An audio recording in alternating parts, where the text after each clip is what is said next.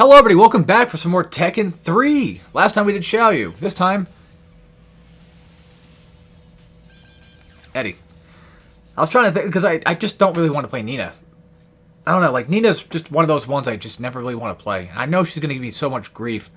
And at least, if I remember correctly, at least Eddie is somewhat easy to play. And Eddie is, I think, the beginning of the dancer archetype when it comes to Tekken. So pretty much how he works is a lot of kicks. And I mean like a lot of kicking. But that's kind of more so like his professional or profession is. Wait, does he have... Yeah, he's got Tiger in this game, that's right. It's, I think it's... Is it Tekken Tag or is it Tekken 4? Where you play Katarina. That'd probably be Tekken 4, actually. I think it's either Tekken 4 or 5. It's one of those two. Well, anyway, you play Katarina, and her other outfit is Eddie, weirdly enough. But in this game, it's Tiger. So, yeah. It pretty much... You know, they are, for one, the same character, but it's just like with Xiaoyu. And Kuma, actually. Panda's the thing, too. So I'll probably end up playing 3 extra campaigns rather than, you know, that. But anyway, so, once again, I don't really play Eddie. Not that Eddie's bad or anything like that. There's really no bad character. Whoa, wait, hold on. I had to think about that one for a second. I was gonna say, there's really technically no bad characters in this game, and then I forgot, like, oh yeah, that's right. Like, I mean, Gon is kind of a pain in the ass. Maybe he's not necessarily bad, but he's certainly hard to hit, I can tell you that. Ooh, that one about hurt. If I would have got hit by that, I probably would have been dead by now. Because that's basically like a paw punch. Paw penis, as my brother calls it. Still don't know why exactly he calls it that. I don't remember the reference it's from, but still. So anyway, yeah, there's also Dr. B, and he's, well, not a favorite of mine to play, really, either. And I just realized I'm going to have to do his campaign and figure him out, so that's going to be fun. We'll probably end up putting him on easy, of all things. Just so I don't have to fucking suffer any more than I would have to. I can only imagine what a hard mode campaign with him would be like. Shit. Whoa, no rising medium there, King, huh? Yeah, that one. Because you can, I'm pretty sure you can do that in this game. I'm pretty sure you can do that. Man, there's something so satisfying about playing Tekken, though. Like, when you just win and you're like, yeah, feels nice. Like, when you get that last hit and it just gets that kill. And funny enough,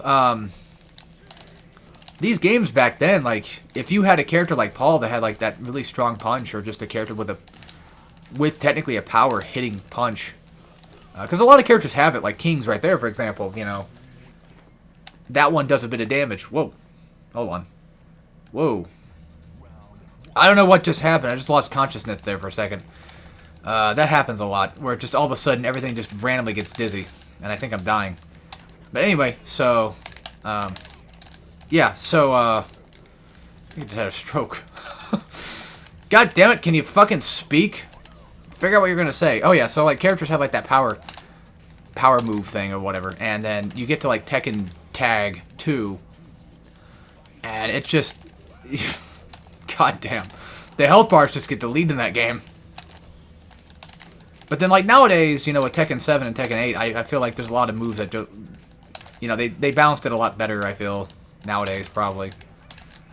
At least from what I've played, it feels like a lot of things are more balanced. But back then, you know, it feels like it still was balanced a bit, but you could still every once in a while get hit by some metric bullshit. But then again, Tekken's always been about, you know, understanding how characters work and understanding how your opponent is going to play and that kind of thing, which makes these games a lot of fun. Oh my god, Eddie's cool. I don't know why, but that spin kick is so fun. I'm also having like a really good time right now, I'm not gonna lie. And for some strange reason, like just seeing Jin, well, I think I know why. Seeing Jin makes me want to play Smash because Kazuya's in, you know, Ultimate. Which, you know, I might consider doing that at some point. Maybe even today, who knows? You know, I might get back in the mood for doing fighting game stuff again. Yeah, I consider Smash a fighting game. I'm one of those freaks of nature that people make fun of. I don't know, it just, to me it feels like one. And the way I say it, the way I see it is a party game at heart, but the way that it turned out to be, like, ended up being a fighting game. I think there's another game that did that too. Well, then again, I've had this topic with myself before, and I feel like, you know, maybe I'm wrong, but I personally feel that it's a fighting game, and I feel like a lot of people feel like it is, and I think at that point, if the populace considers it a fighting game, I think at that point it should be considered at least a fighting game in those terms. However, of course, if people still consider it a party game, then I think that's all fair to say that's true. And I want to bring up an example of a game that is kind of like in the same vein as Smash, where it's actually a beat 'em up, but you can play it like a fighting game, but I still feel like it's actually more of a beat 'em up than a fighting game. So something that's actually kind of going against my own argument of Smash being a fighting game, personally. Sort of. And that game is Streets of Fury EX.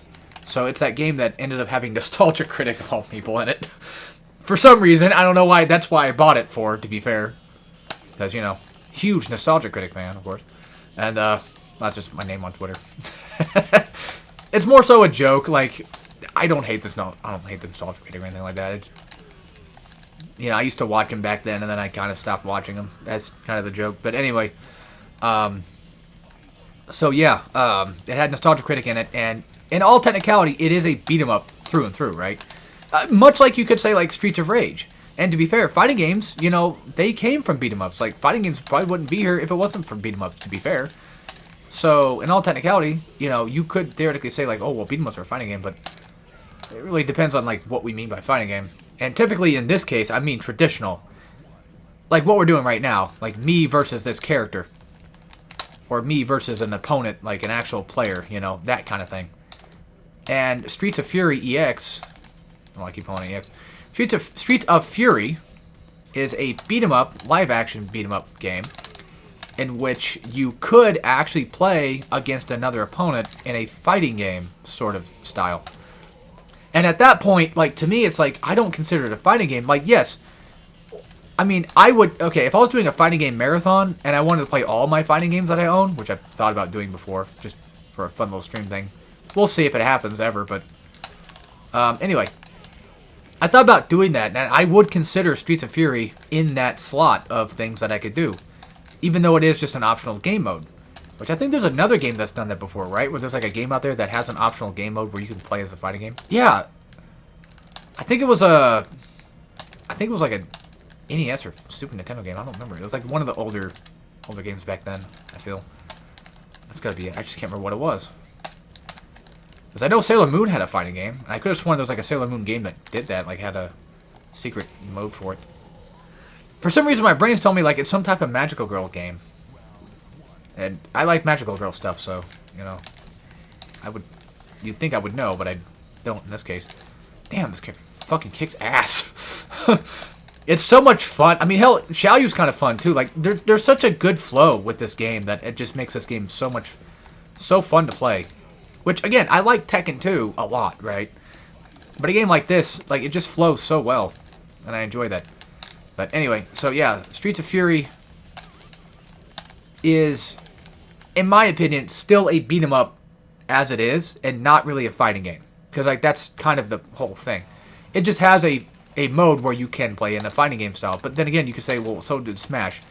And the reason why I say Smash is a fighting game is because, again, I feel like the populace themselves have turned it into one. And therefore, I believe that it should just be known as that, collectively. If a lot of people just play it as a fighting game, then I think it should be that way. And even though it technically has a beat-em-up mode as the campaign, the whole point of Smash is a party game. Like, it's supposed to be like, you know, something you play with your friends for fun. You beat each other up, and you do wacky, you know, events and stuff. But then again, you know, we also just give it the term platform fighter, and I feel like that's good enough to warrant, like, yeah, it works for what it is. Also, I think Rivals of Aether 2 is coming out this month. I probably won't pick it up, like, on release. I do have the first one. Rivals of Aether is a good game and all. I'm more of a Smash type guy, personally. Same thing with, like, Nick All-Stars. Like, Nick All-Stars 1 was fine. But, funny enough, I don't actually like 2 that much. Probably because I fell out of Nick All-Stars in general. But it was a fine game. I just, again, you know, prefer Smash and stuff. But Rivals is pretty good. And Sonic Generations also comes out this month as well, and so does Sparking, which I did pick that up, and I'll probably end up picking up Sonic Generations. Might not do a Let's Play of it, though. Just, like, maybe. Just letting you guys know right at the bat. That I don't have any plans for doing it. Or even the Shadows campaign. Because the Sonic Generations project is finished, and if I do a Let's Play of this one, it would just be a completely different Let's Play in general, so... yeah. Alright, let's see if we can take down True Ogre. And by the way, if you're new to my channel at all, and you're watching this stuff, which, you know, it's fine, of course. Nothing wrong with that. I'm just going to let you know right now that, obviously, if you've gotten this far, I like to yap a lot. And that's what makes my... I keep forgetting... It doesn't matter. We need to watch the cutscenes, not the outros. Those don't really matter as much.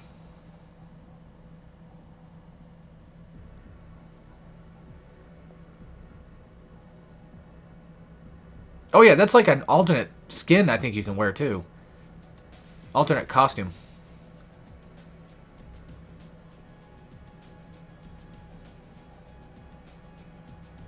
You know what's funny is I've always considered shooters to be like one of my personal favorite genres of games to play. But no matter how much I fight it, in all technicality, fighting games is like way up there in terms of genre that I like. But anyway, there you go. That's Eddie, and yeah, of course he has this other skin with Tiger. I think it's like Start or something. I don't know. We'll find it out later. But anyway, that's it for this. See you guys next time. Hope you enjoyed, and as always, take care, everybody.